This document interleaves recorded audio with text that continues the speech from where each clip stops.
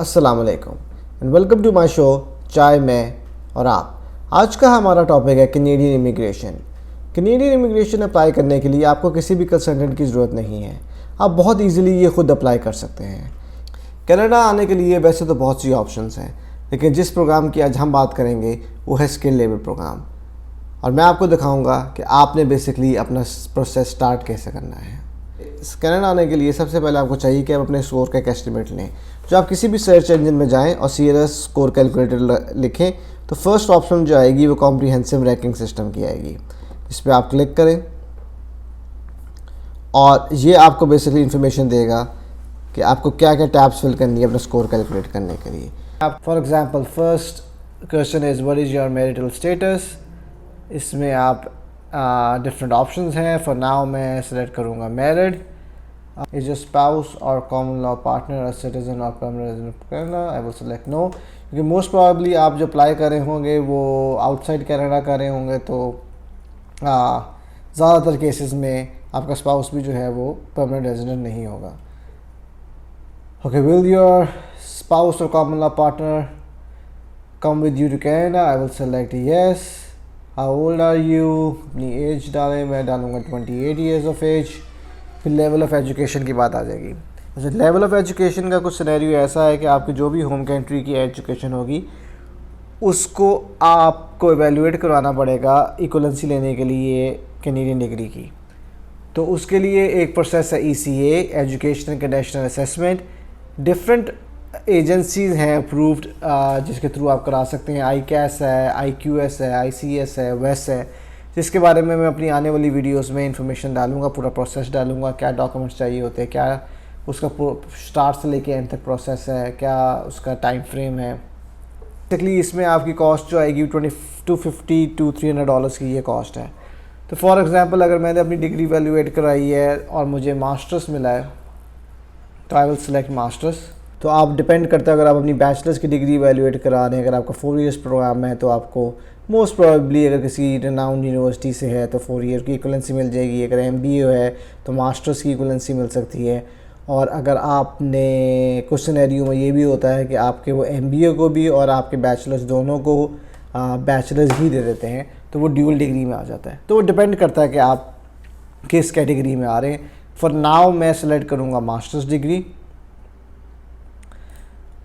उसके बाद क्वेश्चन है कि आपके पास कोई कैनेडियन डिग्री या डिप्लोमा है। आई विल सेलेक्ट नो, क्योंकि मैं ज्यूम कर रहा हूँ कि ये आउटसाइड कनाडा का एप्लीकेंट है, तो मैं इसको नो सेलेक्ट करूँगा। अगर आप obviously as an international student आए होंगे और उसके बाद अप्लाई कर रहे होंगे तो इसमें आप येस भी हो सकते हैं आपकी।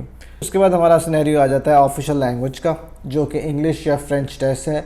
जो बहुत कॉमनली टेस्ट दिया जाता है वो आइल्स है, जबकि डिफरेंट सेलपिप भी है और जो इंग्लिश के लिए, और ये TAF कनाडा और TCF कनाडा जो है वो फ्रेंच है।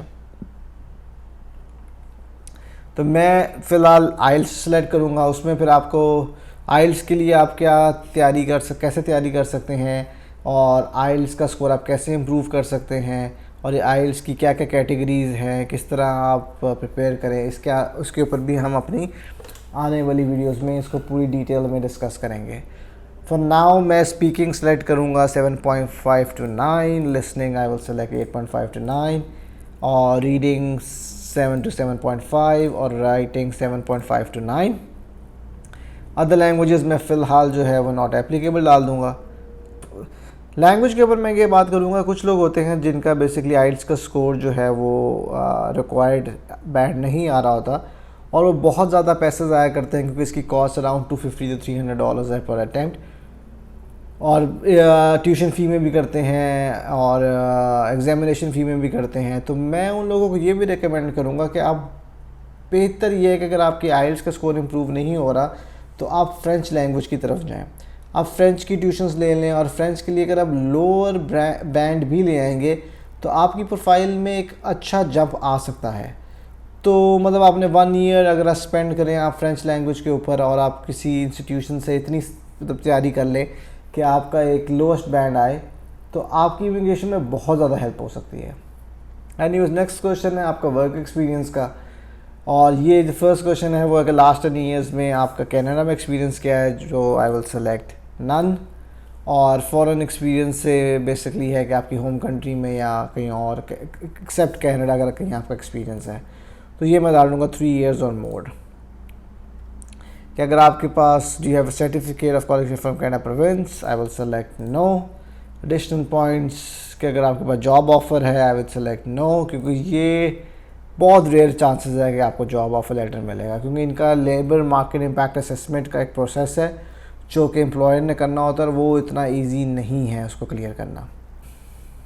ओके, प्रोविंशियल नॉमिनेशन का सिनेरियो ये है कि इसके आपको एक्स्ट्रा पॉइंट्स मिलते हैं। अब कनाडा की अंदर 13 प्रोविंसेस हैं, जिसमें 11 प्रोविंसेस ऐसे हैं जिनकी एक्टिव इस टाइम पे नॉमिनीज़ या immigration processes, different immigration options चल रही हैं। कुछ लोग डरते हैं कि वो प्रोविंसेस इतने डेवलप नहीं है तो हम किस तरह वहाँ सेटल डाउन होंगे या कैसे जॉब मिलेगी, जैसे कि न्यू ब्रंसविक है, सस्काचुअन है, प्रिंस एडवर्ड है, मैनीटोबा है। तो उनके लिए मैं ये कहूँगा कि फ़र्स्ट ऑफ ऑल कि आपको बेसिक नेसेसिटीज़ जो हैं वो हर प्रोविंस में मिलेंगी, और कनाडा में इस टाइम पे तो लेबर शॉर्टेज है, तो आपको हो सकता है कि आपकी फील्ड की जॉब ना मिले, लेकिन आपको कोई और जॉब वहाँ मिल जाएगी। और मोस्ट प्रोबेबली आपको डिपेंड करता है आप कौन सी फील्ड के हैं। अगर वो फील्ड इन डिमांड है उस प्रोविंस में तो आपको अपनी फील्ड की जॉब भी मिल सकती है, लेकिन आपने वहाँ 2 साल रहना है। अगर आप सिर्फ अपना सर्वाइवल टाइम वहाँ समझ के गुजारें और आप किसी भी उसके बाद प्रोविंस में शिफ्ट होकर अपनी रिलेटेड जॉब ढूंढ के अपना कैरियर शुरू कर सकते हैं। तो जिन लोगों का आइल्स का स्कोर नहीं आता या किसी एज ज़्यादा होने की वजह से उनका रिक्वायर्ड स्कोर नहीं अचीव हो रहा, उन लोगों को मैं रिकमेंड करूँगा कि वो प्रोविंशियल नॉमिनेशंस की तरफ जाएं। अब आने वाली वीडियोस में हम इस बात पे डिस्कस करेंगे कि कौन सी प्रोविंशियल नॉमिनेशंस अवेलेबल हैं, किस कैटेगरीज़ में हैं, और आप किस तरह उनको टारगेट कर सकते हैं अपने कैरियर से या अपनी ऑक्यूपेशन से रिलेटेड। तो इसको फ़िलहाल मैं सिलेक्ट करूँगा नो। अब ये आपके अगर कोई सिबलिंग है या ब्लड रिलेशनशिप है, आपका कोई बायोलॉजिकल या आपका कोई स्टेप ब्रदर है और स्टेप सिस्टर है, उसके आपको बेसिकली पॉइंट्स मिलते हैं अगर वो उसी प्रोविंस में है जहां आप जा रहे हो। For now I will select no. उसके बाद आपके अगर स्पाउस है उसका भी अगर आप ECA करा लेंगे तो उसके भी ऑब्वियसली एक्स्ट्रा पॉइंट्स हैं। तो फॉर स्पाउस मैं बैचलर सेलेक्ट कर रहा हूँ। अब करना क्या ये चाहिए कि हस्बैंड और वाइफ दोनों को अपनी ECA की असेसमेंट भी करानी चाहिए और दोनों को आइल्स अटैम्प्ट भी करना चाहिए। जिसका ECA की वैल्यूएशन बेहतर आए और आइल्स का स्कोर बेहतर आए उसको आप प्रिंसिपल एप्लीकेंट बनाओ और दूसरे को आप सेकेंडरी एप्लीकेंट बना सकते हो। अच्छा जी, उसके बाद आपका स्पाउस का experience, Canadian experience, it's none. उसके बाद मैं आइल्स डालूँगा वो सेम फॉर स्पाउस। स्पीकिंग में इसमें डाल दूँगा से 7, लिसनिंग 8, रीडिंग 7.5 और राइटिंग 7, और then I will click calculate your score. तो जो हमारा टोटल स्कोर बन रहा है इस टाइम वो बन रहा है 479, जो कि काफ़ी रीज़नेबल स्कोर है। अब आपने बेसिकली ये देखना होता है कि कुछ आपको फोकस करना पड़ता है उन एरियाज़ में जहां आप अपना स्कोर इम्प्रूव कर सकते हैं। तो एज का तो इम्प्रूव नहीं होने वाला। लेवल ऑफ एजुकेशन में ये हो सकता है कि आप कोई बैचलर्स की डिग्री एक और कर लें या आप MBA की तरफ चले जाएं, तो वहाँ भी आप अपने पॉइंट्स इंक्रीज़ कर सकते हैं। आप अपना आइल्स का स्कोर इम्प्रूव कर सकते हैं।